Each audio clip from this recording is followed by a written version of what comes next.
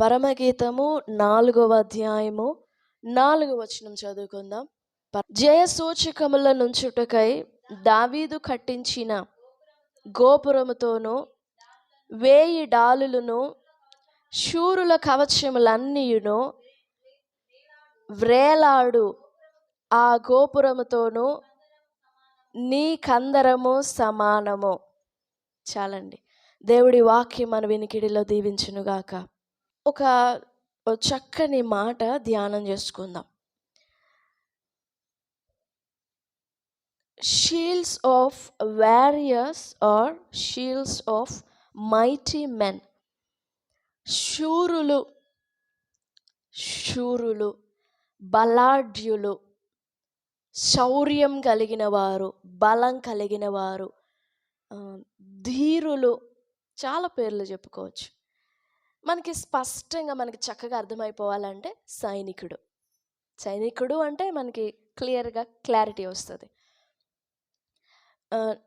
The passion అనే ఒక ట్రాన్స్లేషన్లో చాలా అద్భుతంగా ఈ వచనాన్ని చాలా చక్కగా వివరించారు, ఇంకొంచెం లోపలికి వివరించారు.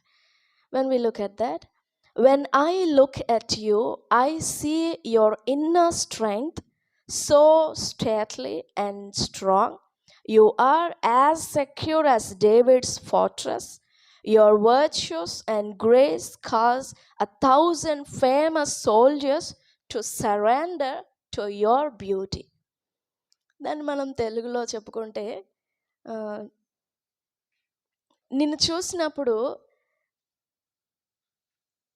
చాలా బలంగా, దృఢంగా, కదలకుండా, చూడగానే అట్లే కనపడిపోయే నీ అంతరంగ బలం కనపడుతుంది నాకు. ఇన్నర్ స్ట్రెంగ్త్, నీ ఆంతరంగిక బలం కనపడుతుంది నాకు. When I look at you, I could see your inner strength. నీవు దావీదు గోపురం, దావీదు పర్వతం, దావీదు కోట, 125వ కీర్తనలో ఉంది కదా, కదలక నిత్యం నిలుచు సియోను. ఆ దావీదు కోట, అదే సియోను కొండ ఎంత కదలక స్థిరంగా ఉందో అంతగా నువ్వు స్థిరపరచబడ్డావు. దాని క్రింద నీ నీ నీ నీతి, నీ ధర్మము, నీ యథార్థత, నీ హానెస్టీ, నీ దయ అనేక మంది, వేలాది మంది ఫేమస్ సోల్జర్స్, వేలాది మంది బలాఢ్యులు, వేలాది మంది శూరులు నీ సౌందర్యం దగ్గర, నీ బల సౌందర్యం దగ్గర ఎంత శూరులైనా కానీ నీ బల సౌందర్యము దగ్గర మోకాళ్ళు నీ బలానికి, నీ బల సౌందర్యానికి నమస్కరించేట్లు కనపడుతుంది. I could not translate this into a perfect way, but it's good in English. నిన్ను చూచినప్పుడు నీ ఆంతర్య సౌందర్యం కనపడుతుంది ఆంతర్య బలం కనపడుతుంది. ఆంతరంగిక బలం, ఆంతర్య బలం. మీరు వినే ఉంటారు ఆత్మస్థైర్యం, కాన్ఫిడెన్స్. విన్నారా? ఆత్మస్థైర్యము అంటే అది బయటకు కనపడేది కాదు, లోక సంబంధమైన ఒక మాట. కానీ పరిశుద్ధ గ్రంథాన్ని పోల్చి, పరిశుద్ధ గ్రంథం ప్రకారంగా confidence is not the strength or not the power about your bodily structure or the status which you hold on. భూమి మీద మనం కలిగి ఉండే హోదాలను బట్టియో, మనం గడించిన పేరు ప్రఖ్యాతులను బట్టి, మనం చదివిన చదువు, ఎడ్యుకేషనల్ వాల్యూస్ని బట్టి, చదువుని బట్టి కూడా కొంచెం బలం వస్తుంది మనుషులకి. హోదాని బట్టి బలం వస్తుంది, పేరుని బట్టి బలం వస్తుంది, అందాన్ని బట్టి బలం వస్తుంది, కొంచెం కాన్ఫిడెన్స్ వస్తుంది. అదే బలము, కాన్ఫిడెన్స్.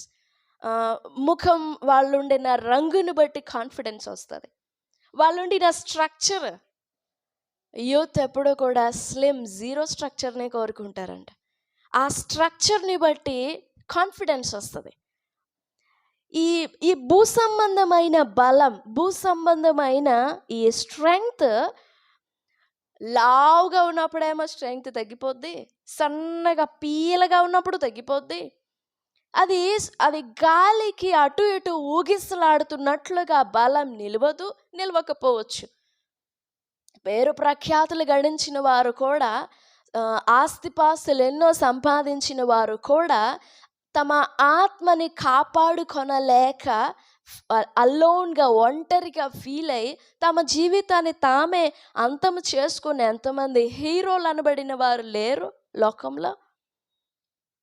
ఎన్నో మెరిట్ మార్క్స్ అయి ఉండొచ్చు, గోల్డెన్ అవార్డ్స్ అయి ఉండొచ్చు, ఎన్నో పేరు ప్రఖ్యాతులు బలాలు సంపాదించిన వారు ఈ ఇన్నర్ స్ట్రెంగ్త్, ఆంతరంగిక బలం లేక తమ జీవితాలను అంతం చేసుకున్న వాళ్ళు ఎందరో ఉన్నారు.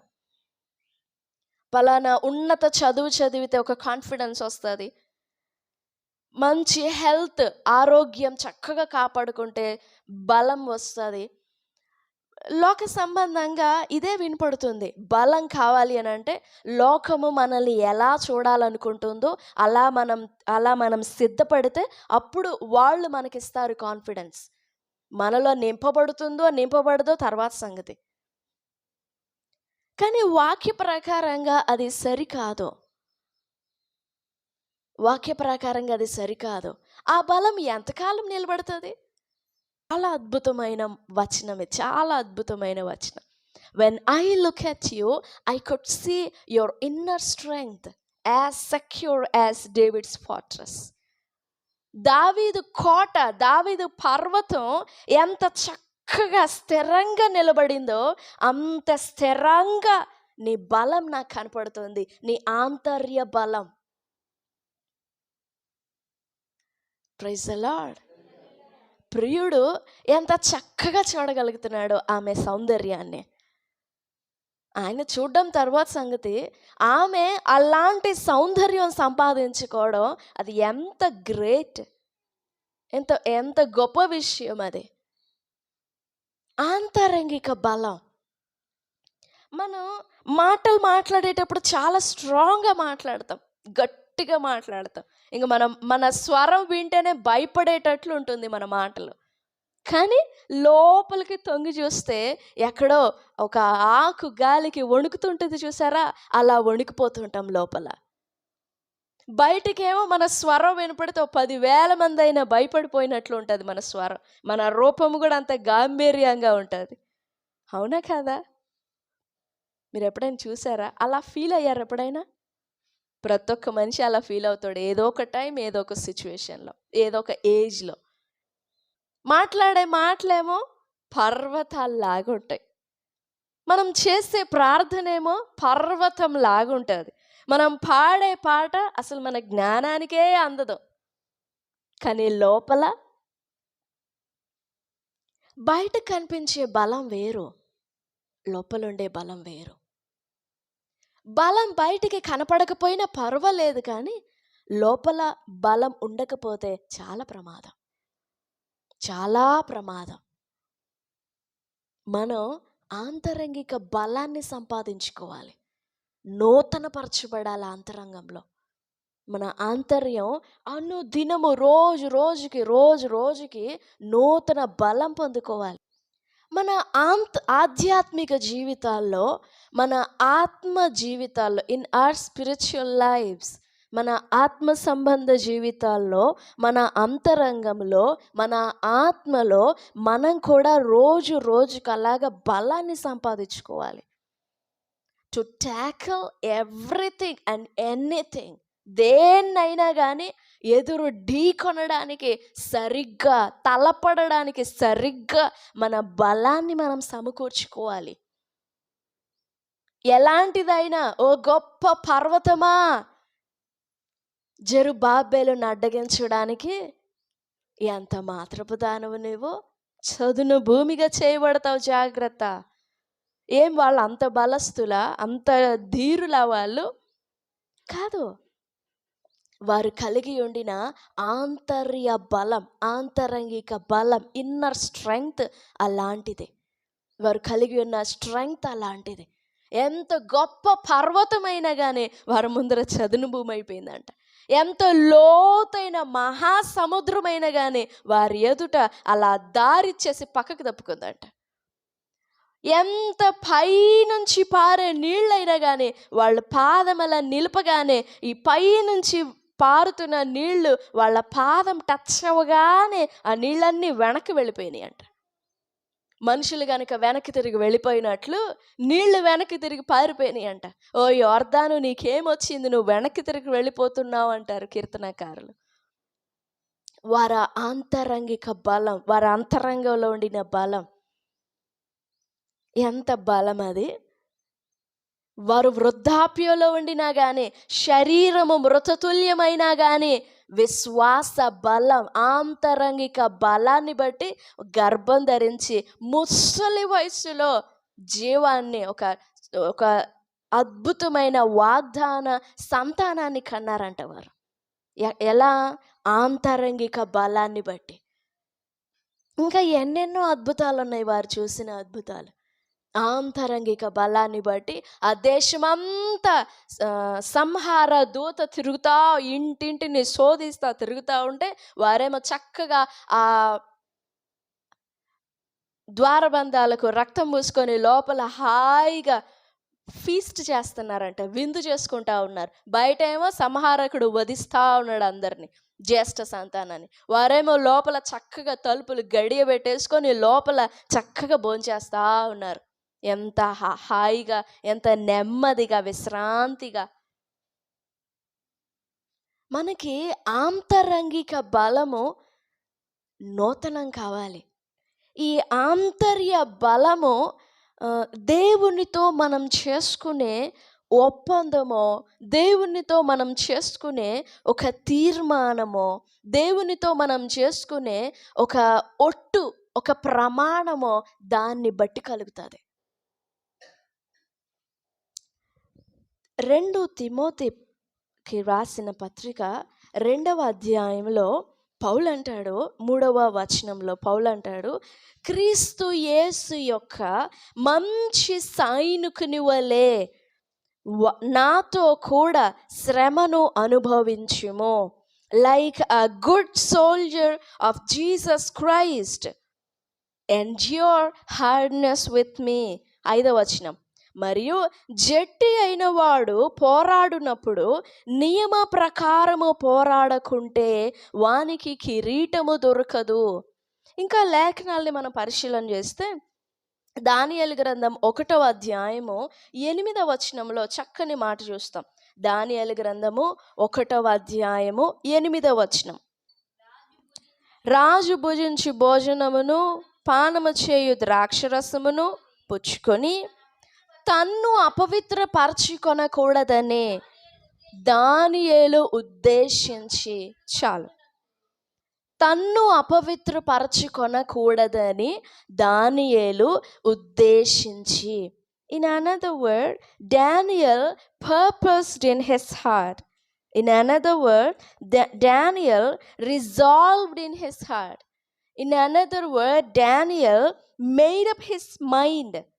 తన మనస్సుని, తన అంతరంగాన్ని, తన ఇన్నర్ హార్ట్ని he made up his heart, తన హృదయాన్ని అలా రెడీ చేసుకున్నాడంట, అలా ప్రిపేర్ చేసుకున్నాడంట దానియేలు. ఉద్దేశించి, he has taken a resolution, ఒక తీర్మానం చేసుకున్నాడు. I should not make my self unholy. I should make myself, I should keep myself pure. I should keep myself. He was determined. చక్కగా దృఢంగా తీర్మానం చేసుకున్నాడంట. ఏమని తీర్మానం చేసుకున్నాడు? తన్ను అపవిత్రపరచుకొనకూడదని. ఎవరు బలవంతం చేయలేదు. ఎక్కడున్నాడు దానియేలు? బబులోను రాజ్యంలో ఉన్నాడు, రాజు సముఖంలో ఉన్నాడు. ఇక దానియేలుని ఎవరు క్వశ్చన్ చేసేది? నువ్వేంటి అలా చేయలేదు, నువ్వు అలా చేయడం తప్పు కదా అని ఎవరైనా ఉన్నారా దానియేలుని క్వశ్చన్ చేయడానికి? ఎవ్వరు లేరు. బట్ కానీ తన అంతరంగంలో దానియేలు ఒక డెసిషన్ తీసుకున్నాడు. తన హృదయములో దానియేలు ఒక డెసిషన్ తీసుకున్నాడు. He made a resolution, he purposed, he prepared. యోబు గ్రంథం 11వ అధ్యాయంలో ఒక చక్కని మాట కనపడుతుంది. He prepared, if thou prepare your heart. యోబు గ్రంథం 11వ అధ్యాయము 13వ వచనం. నీవు నీ మనస్సును తిన్నగా నిలిపిన ఎడల, నీ చేతులు ఆయన వైపు చాపిన ఎడల చాలు. If you prepare your heart, you will stretch out your hands toward him. If thou prepare thine heart and stretch out thine hands toward him. నీ మనస్సు తిన్నగా నిలిపినప్పుడు, తిన్నగా అంటే తినడం కాదు, తిన్నగా అంటే స్ట్రైట్గా. వాళ్ళు 4 మాటలు చెప్పినప్పుడు, వీళ్ళు 4 మాటలు చెప్పినప్పుడు, ఇంట్లో వాళ్ళు 4 మాటలు చెప్పినప్పుడు, ఫ్రెండ్స్ 4 మాటలు చెప్పినప్పుడు, అటు ఇటు ఇటు అటు షేక్ అయిపోయేటట్లు కాదు, స్ట్రైట్గా అంతే. ఇంకా అటు చూడటం, పక్కకి ఇటు పక్కకి కుడికి ఎడమకి తిరగకుండా తిన్నగా. ఇతర రాజులను గురించి దేవుడు వారి జీవితాలను గురించి చూపించేటప్పుడు దావీదును ఒక మెజర్మెంట్, స్ట్రైట్ మెజర్మెంట్గా చూపిస్తాడు దేవుడు. అతడు కుడికి కానీ ఎడమకు కానీ తొలగక తన పితరుడైన దావీదు నడిచినట్లుగా దావీదు నడిచిన మార్గంలో చక్కగా తిన్నగా. దేవుని విషయంలో, దేవుని సంబంధ కార్యాలలో మన అంతరంగం, ఈ మెదడు, ఈ బ్రెయిన్ కాదు, ఈ నోటి మాట కాదు నిలబడాల్సింది. ఈ ఇన్నర్ హార్ట్ స్ట్రైట్గా నిలబడాలి. We should take a resolution, we should prepare our hearts, we should purpose in our hearts to stand straight forward. ఉదాహరణకు యోహాను సువార్త 13వ అధ్యాయం చివరి 2 వచనాలు, 36 కూడా, 36, 37, 38. సీమోను పేతురు, ప్రభువా నీవెక్కడికి వెళ్ళుచున్నావని ఆయన్ని అడుగగా, యేసు నేను వెళ్ళుచున్న చోటికి నీవిప్పుడు రాలేవు కానీ, నా వెంట రాలేవు కానీ తరువాత వచ్చేదవని అతనితో చెప్పాను. అందుకు పేతురు, ప్రభువా నేనెందుకు ఇప్పుడు నీ వెంట రాలేను? నీ కొరకు నా ప్రాణం పెట్టుదునని ఆయనతో చెప్పగా, యేసు నా కొరకు నీ ప్రాణం పెట్టుదువా? ఆయనను ఎరుగనని నీవు ముమ్మారు చెప్పకముందు కోడి కూయదని నీతో నిశ్చయంగా చెప్పుచున్నాను. పేతురు అనుకున్నాడు, ఏంటి ప్రభువా, మేము నీతో కూడా రాలేమా? మేము రాలేనంత చోటుకు నువ్వు ఎక్కడికి వెళ్తున్నావు? మేము కూడా రాలేనంత ప్రత్యేకమైన స్థలమా అది అని పేతురు ప్రభుని ప్రశ్నించినప్పుడు, అవును మీరు రాలేరు, ఇప్పుడు మీరు రాలేరు అని అంటాడు. అప్పుడు పేతురు అంటాడు, అదేంటి ప్రభువా, నీ కొరకు నా ప్రాణం పెట్టడానికైనా నేను సిద్ధంగా ఉన్నాను కదా. ఏదో మాట వరుసకు అనేసాడు పేతురు. అదేంటి, నీకోసం ప్రాణం పెట్టడానికైనా నేను రెడీగా ఉన్నాను కదా, నేను నీతో పాటు రాలేనంటావేంటి? ఎంత దూరం వెళుతున్నావు? నేను నీతో కలిసి రాలేనంత దూరం అది. అప్పుడు ప్రభు అన్నారు, లేదు, నా కొరకు నీ ప్రాణం పెడతావా? నువ్వా నా కోసం ప్రాణం పెట్టేది? ఆ మాటలో కొంచెం ఎగతాళి కూడా కనపడుతుంది, జోక్ చేయడం. నవ్వి నువ్వా నా కోసం ప్రాణం పెట్టేది? పేతురేమో చాలా ఆవేశంతో మాట్లాడుతున్నాడు, ప్రభువా నీకోసం నేను ప్రాణం పెట్టడానికైనా రెడీ. ఆవేశంలో మాట్లాడే మాటలు వేరుగా ఉంటాయి. When we come into the naked truth, అప్పుడు మన వస్త్రధారణ అసలు నిజ రూపం కనపడుతుంది. నువ్వా నా కోసం ప్రాణం పెట్టేది పేతురు? ఇదిగో చూడు, ఆయనని ఎరుగనని ముమ్మారు నువ్వు చెప్పకముందు కోడి కోయిదో. పేతురు అనుకున్నాడు, జస్ట్ ఫార్మల్గా మాట్లాడేశాడు, but he was not prepared in his heart. అంతరంగంలో అనుకోలేదు నేను నిలబడాలి ప్రభు కొరకు అని. అంత డెడికేషన్ అప్పటికి రాలేదు పేతురులో. కానీ తర్వాత వచ్చింది.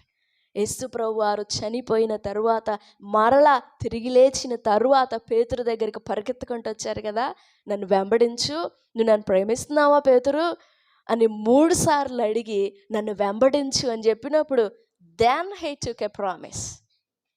He made a covenant that he should stand straight forward for the name of Jesus Christ.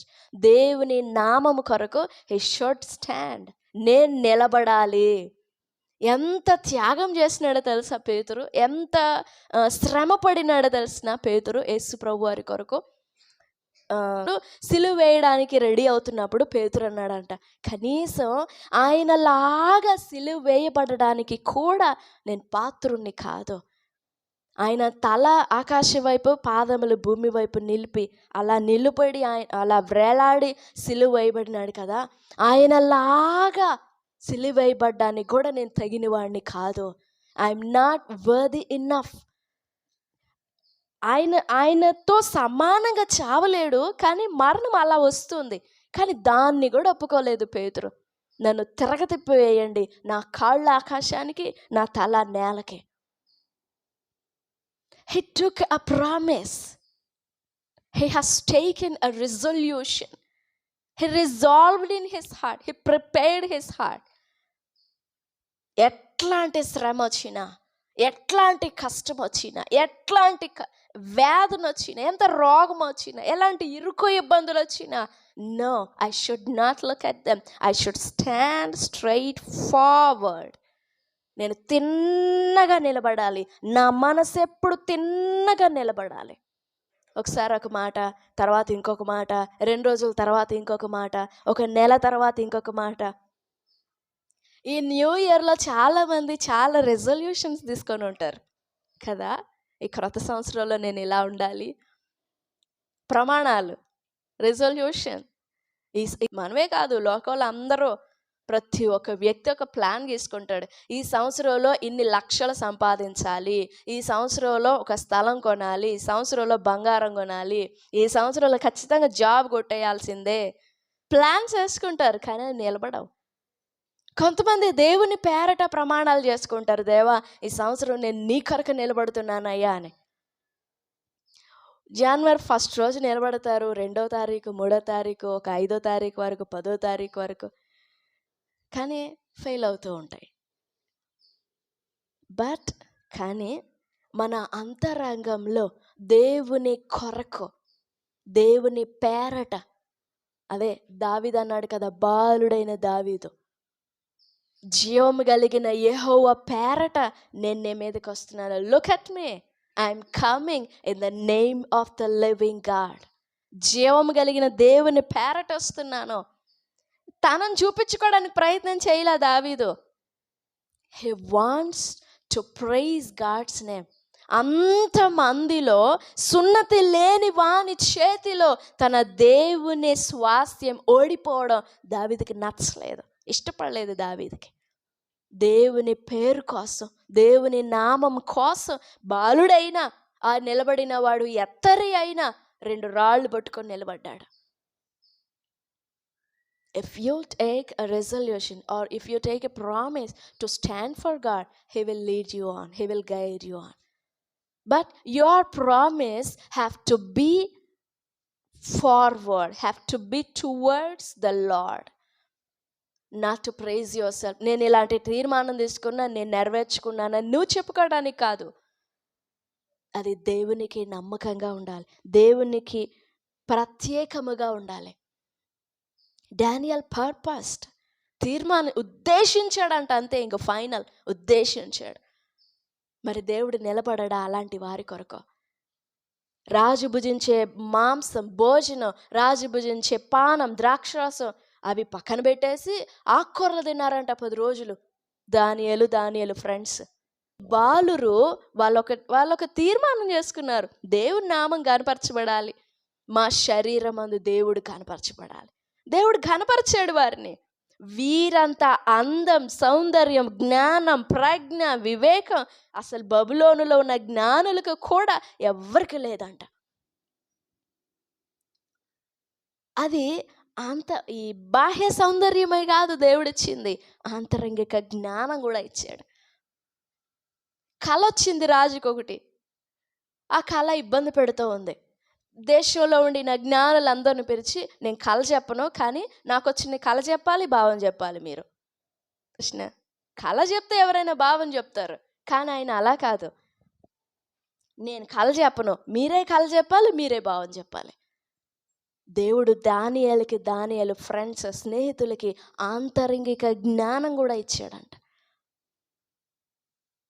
దావీదు అదే అంటాడు 51వ కీర్తనలో, ఆంతర్యంలో నీవు నాకు జ్ఞానం బోధిస్తావు రాత్రి గడియలలో.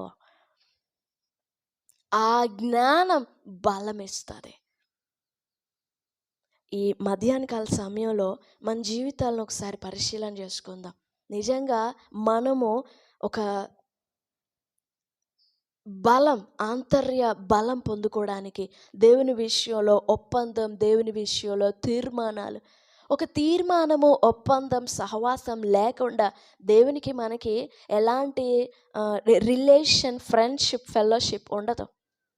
ఒక రిలేషన్, ఫ్రెండ్షిప్, ఫెలోషిప్ అఫీషియల్ అవ్వాలంటే we should make a covenant. ఒప్పందం చేసి నిబంధన చేసుకొని అప్పుడు ఆ సంబంధాన్ని స్టార్ట్ చేయాలి, ఆ సహవాసాన్ని స్టార్ట్ చేయాలి. అది అధికారపూర్వకంగా ఉంటుంది, అఫీషియల్ అవుతుంది. ఆ నిబంధన లేకపోతే అది అఫీషియల్ కాదు. నీతో నాతో పరమ తండ్రి తన కుమారుని రక్తము ద్వారా నిబంధన చేశాడు.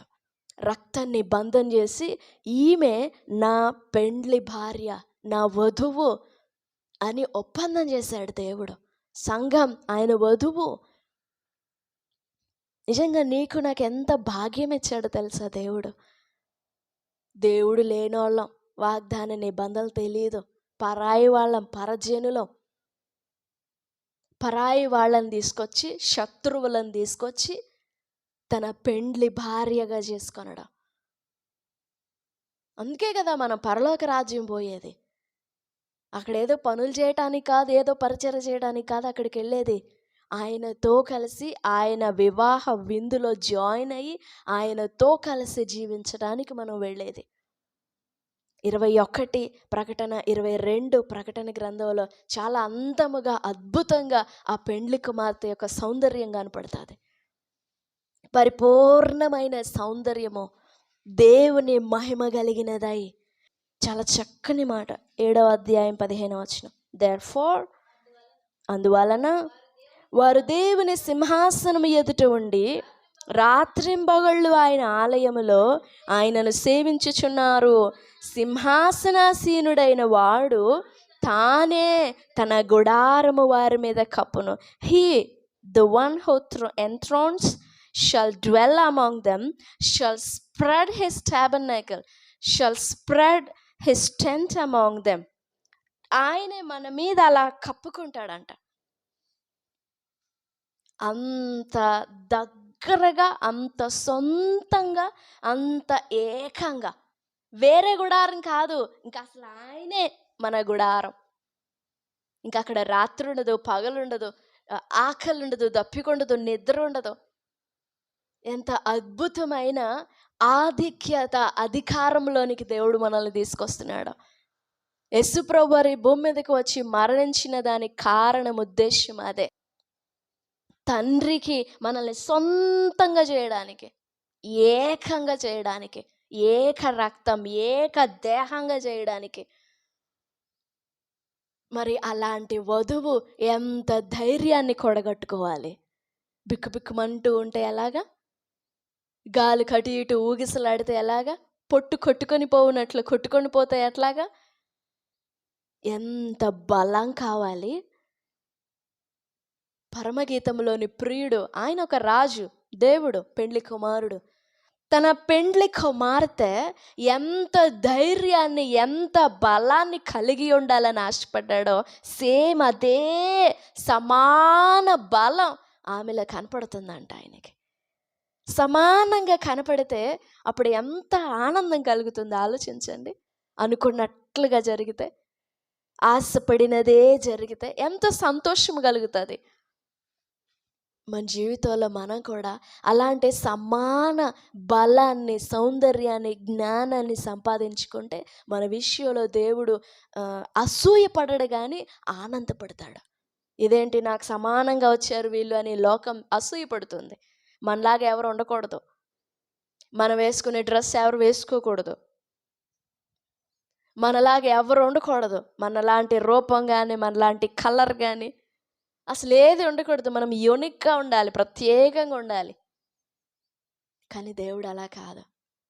తన పెండ్లి కుమార్తె దేవుని మహిమ కలిగినదై పరిపూర్ణ సౌందర్యంతో 21:10 దేవుని మహిమ గలదై పరలోకమందున్న దేవుని యొద్ద నుండి దిగివచ్చుట నాకు చూపెను.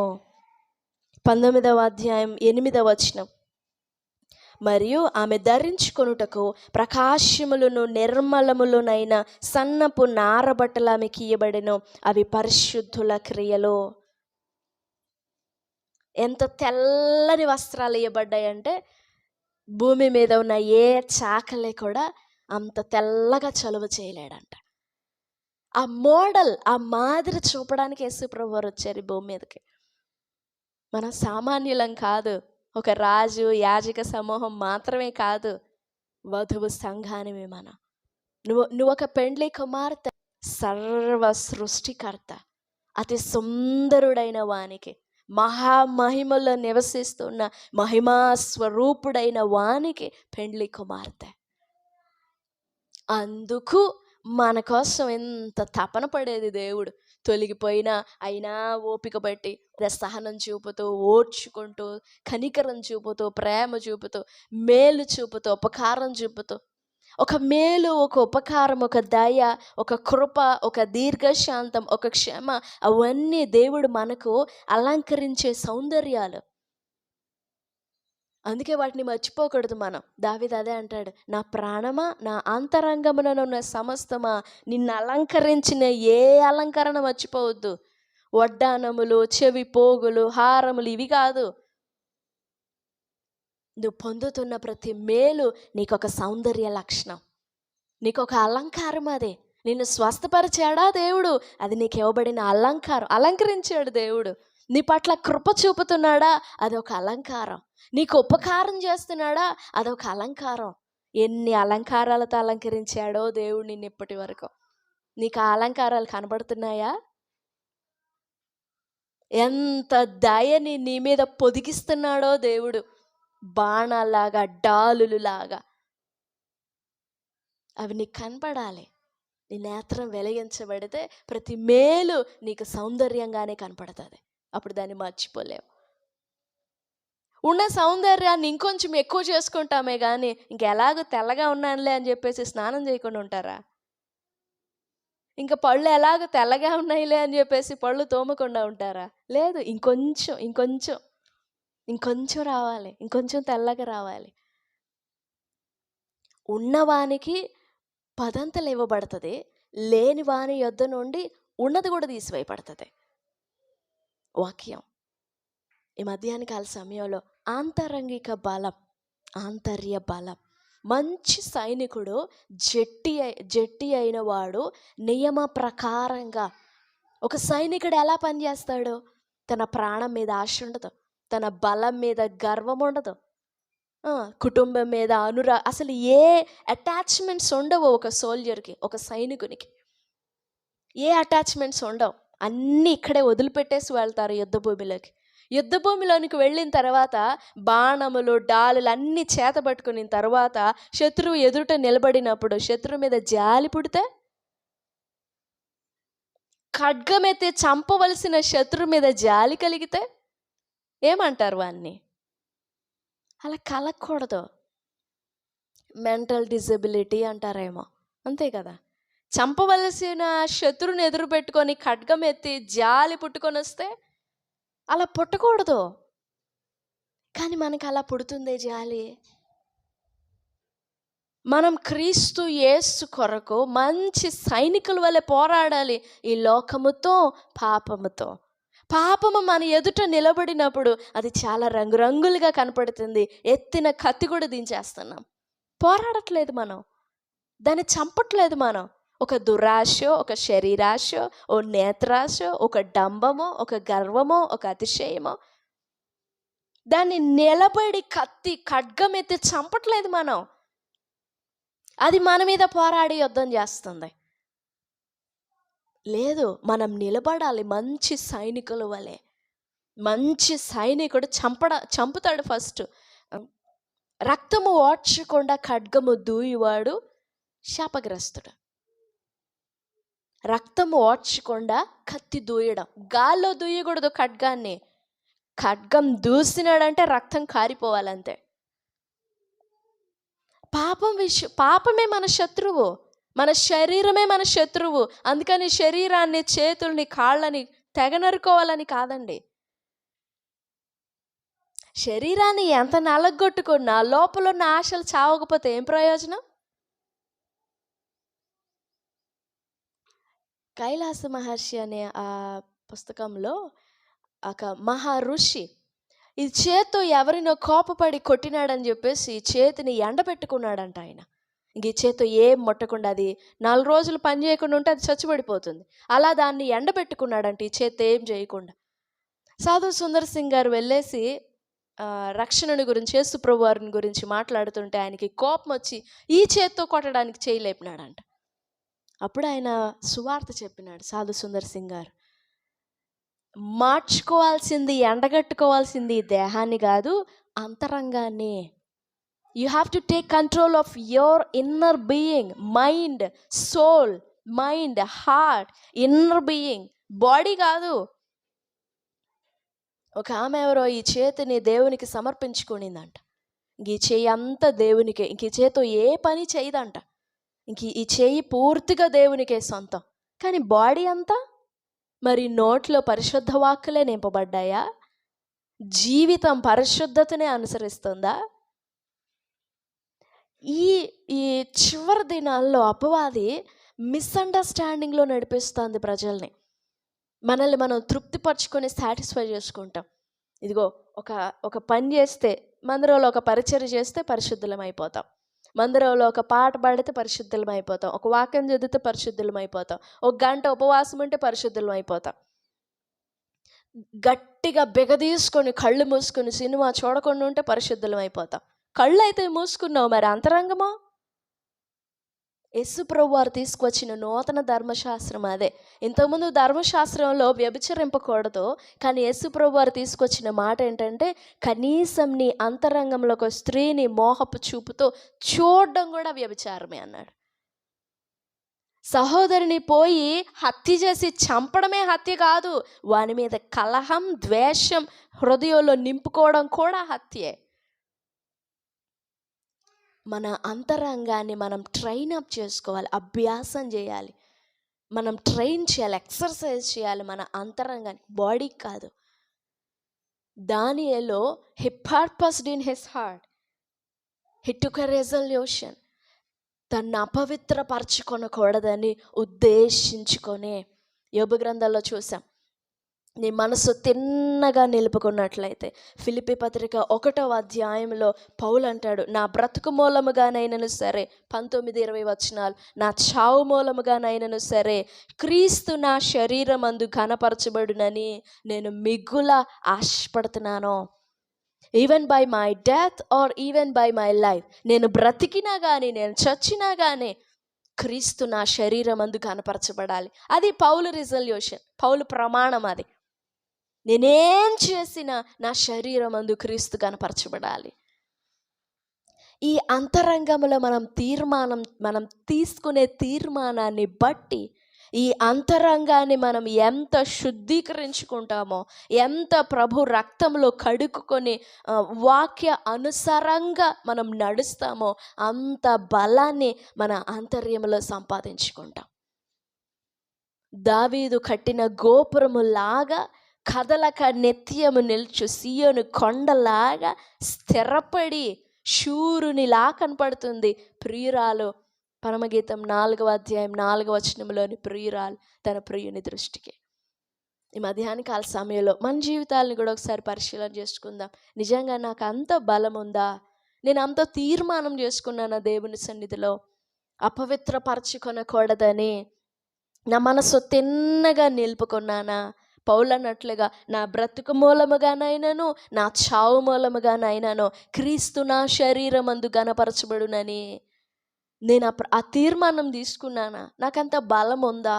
ఒక పాపాన్ని నేను చంపినట్లు, రక్తం కారునట్లుగా నేను దాన్ని చంపుతున్నానా, లేక చంపలేక దాని ముందు నేను ఓడిపోతున్నానా? సర్వాంగ కవచములు ధరించిన వారమై అపవాది తంత్రాలను ఎదుర్కొనగలుగుతాం. ఈ సర్వాంగ కవచాలు లేకపోతే అపవాది మనల్ని కూలగొడుతుంది. ఆ సర్వాంగ కవచాలు విశ్వాసము, సత్యము, ప్రార్థన, ఆత్మ, నీతి, వాక్యము, ఇవే మన కవచాలు. ఏ కవచం లేకపోయినా కానీ కీడే. ఏ కవచం లేకపోయినా గాయం ఎక్కడో ఒక చోట తగులుతుంది, కనబడని చోట తగులుతుంది, లోపల లోతుగా తగులుతుంది.